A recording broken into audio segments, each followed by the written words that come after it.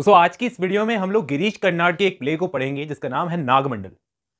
हम सबको मालूम है कि गिरीश कर्नाड ओरिजिनली अपने प्लेस को कन्नड़ में लिखते थे, बाद में उनके प्लेस ट्रांसलेट किए जाते थे। ये प्ले जो आज हम पढ़ने जा रहे हैं नागमंडल, ये भी दो कन्नड़ फॉकटेल्स को मिलाकर बनाया हुआ प्ले है। दोस्तों मैं इसकी पूरी समरी आपको समझाने की कोशिश करूंगा। इसकी दो एंडिंग्स हैं। अक्सर बच्चे कंफ्यूज हो जाते हैं कि ये कौन सी एंडिंग सर ने सुनाई है।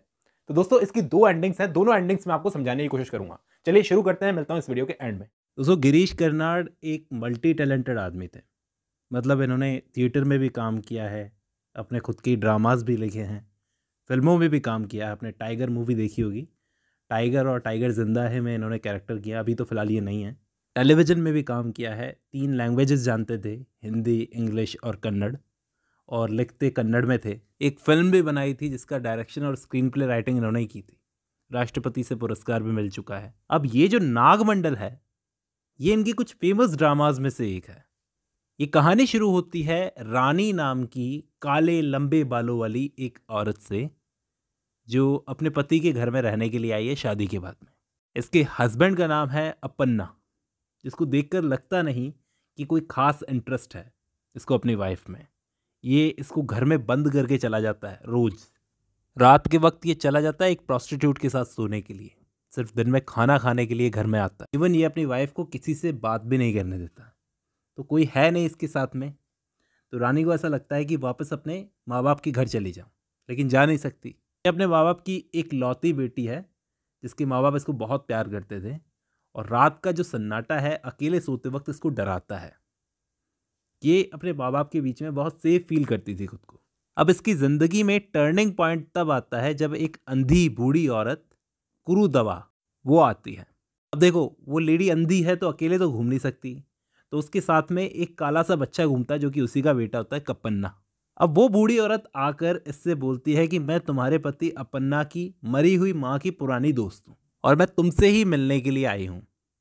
अब पहले पहले जब ये आई थी बूढ़ी औरत, तो इसको घर खाली सा लगा था, क्योंकि दरवाजे पर ताला लगा हुआ था। वो जाते हुए ताला लगा के जाता था बाहर। लेकिन जब कुरुदवा ने देखा कि अंदर रानी घर में अकेली है, तो वो ये सोचकर परेशान हो जाती है कि अभी अभी इस लड़की की शादी हुई है और इसको ये घर में इस तरीके से बांध के छोड़ जाता है। वो शायद किसी और औरत के पास में जाता है। उम्र दराज औरत है तो अंदाज़ा तो होता ही है।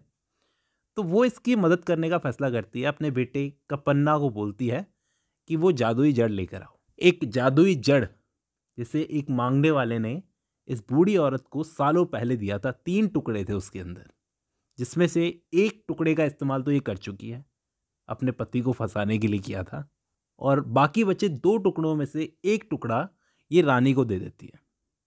अब इसकी सलाह मानकर इस लड़की ने, रानी ने, उस टुकड़े का पेस्ट बनाया और अपने हस्बैंड अपन्ना के खाने में मिला दिया, जिसे खाते ही अपन्ना बेहोश हो गया। तो रानी डर गई। मैंने आपको बताया था रात के वक्त इसका हस्बैंड जाता था बाहर, तो वो थोड़ी देर बाद में जागा। मतलब जब इस आदमी के जाने का टाइम हुआ तो वापस अपनी वाइफ को बंद करके घर में बंद करके चला गया। और जाने से पहले उसने एक दफ़ा कुरुदवा को देखा और रानी को उस बुढ़िया से दोबारा बात ना करने की वार्निंग दी कि दोबारा इस औरत से बात मत करना। लेकिन बूढ़ी औरत कुरुदवा वापस थोड़ी देर बाद में आई, ये देखने के लिए कि क्या उसकी जादुई जड़ ने, जो पेड़ की जड़ उसने दी थी, उसने काम किया कि नहीं किया। और वो बहुत हैरान हो गई ये देखकर कि इस जड़ ने काम कैसे नहीं किया। तो वो एक बार फिर से रानी को जो लास्ट पीस उसके पास में बचा था जड़ का, बड़ा वाला टुकड़ा, वो देकर बोलती है कि इसका पेस्ट तैयार करो। रानी एक बार फिर से कोशिश करती है, खाने के साथ में उबालती है उस टुकड़े को, तो वो खून की तरह लाल हो जाता है और फट जाता है। रानी डर कर उस पूरे खाने को खिड़की से बाहर फेंक देती है। अब इंटरेस्टिंग बात यह होती है कि जहाँ पर इसने खाना फेंका वहाँ पर एक नाग रहता था। नाग का मतलब एक सांप रहता था। उसने वो खाना खा लिया। चलते हैं हम अपन्ना पर। अपन्ना ने जब अपनी वाइफ रानी को बाहर देखा तो वो गुस्से से पागल हो गया कि तुमने बाहर निकलने की हिम्मत कैसे की। वो उसे थप्पड़ मारता है और दरवाज़ा बंद करके वापस चला जाता है। देखो दोस्तों, जब अपन्ना अपनी वाइफ के साथ में वायलेंट होता है ना, तो वो जो सांप था, कोबरा, वो ये सब चीज़ें देख रहा होता है। अब थोड़ी सी ये कहानी माइथोलॉजिकल होने जा रही है। ये सांप जो है अब इस लेडी की तरफ अट्रैक्ट होने लगा है, रानी की तरफ। और अपनी इच्छा से यह कोई भी रूप धारण कर लेता है, कोई भी रूप बदल लेता है। तो ये सांप क्या करता है, इसका हस्बैंड बन जाता है अपन्ना का वेश धारण कर लेता है और रानी के पास में आता है। अब रानी सीधी सादी लड़की जब रात के वक्त अपने पति को वापस आता हुआ देखती है तो बहुत शॉक हो जाती है कि मेरा हस्बैंड आज रात में कैसे आ गया। और अब तो उसका हस्बैंड उसको बहुत ही बदला हुआ सा लग रहा था, मतलब आज तक उसने अपने हस्बैंड का ऐसा स्वभाव कभी नहीं देखा था। तो जो असली अपन्ना था ना, उसने उस बूढ़ी औरत कुरुदवा को घर से दूर रखने के लिए कुत्ता पाला था, लेकिन बुढ़िया को अब यहाँ पर आने की ज़रूरत भी नहीं थी, उसका काम तो हो चुका था। अब अपन्ना के पीछे से ये सांप अपना वेश बदलकर इस घर में आता था। कुत्ता उसका रास्ता रोकने की कोशिश करता, लेकिन नागा ने यानी इस कोबरा ने उस पर हमला कर दिया कुत्ते को और मार दिया उस कुत्ते को। इसमें इसके कंधे पर और गाल पर घाव हो गए। अब जब ये घर में गया तो रानी ने इसके घाव देखे। वो बाम लेने के लिए उठी तो शीशा था घर के अंदर। उस शीशे में जब इसने इसको देखा तो असलियत में ये इंसान नहीं, सांप दिख रहा था। ये डर गई बुरी तरीके से, तो नागा ने उसे शांत किया। वो जो कोबरा था उसने इसको शांत किया कि मुझसे तुम्हें कोई खतरा नहीं है। अब दिन गुजरते गए।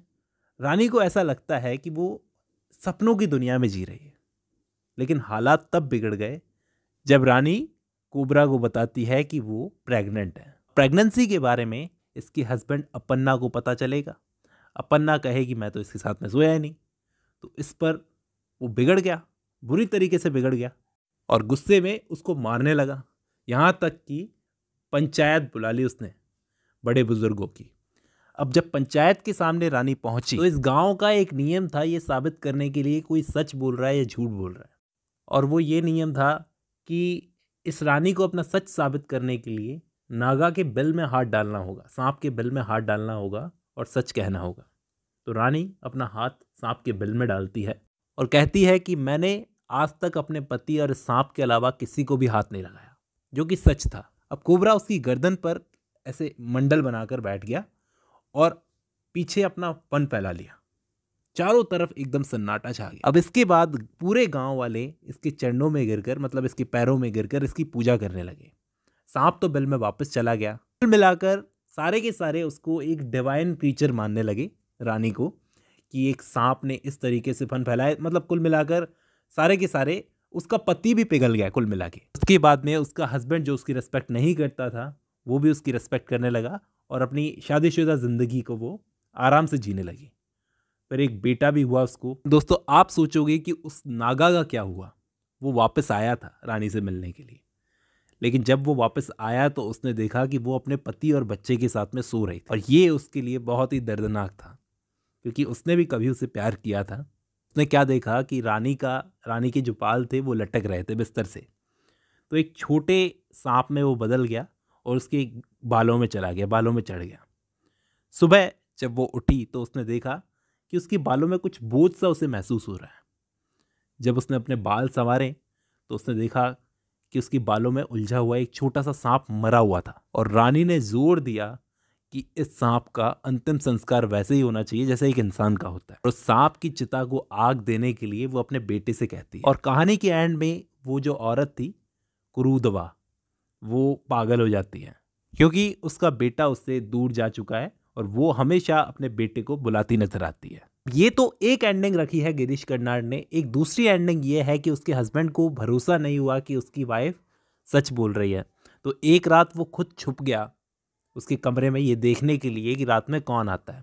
तो जब उसने देखा कि एक नाग वेश बदलकर उसकी वाइफ के रूम में आ रहा है, उसके और नागा के बीच में लड़ाई हुई जिसमें नागा को उसने मार दिया। ये दूसरी एंडिंग है। आपको ये चीज़ पता होनी चाहिए, आपको कंफ्यूज नहीं होना है। अब जब आपने ये वीडियो खत्म कर ली है तो मैं उम्मीद करता हूं आपको ये प्ले समझ में आया होगा। फिलहाल आज की इस वीडियो में इतना ही, मिलता हूं नेक्स्ट वीडियो में।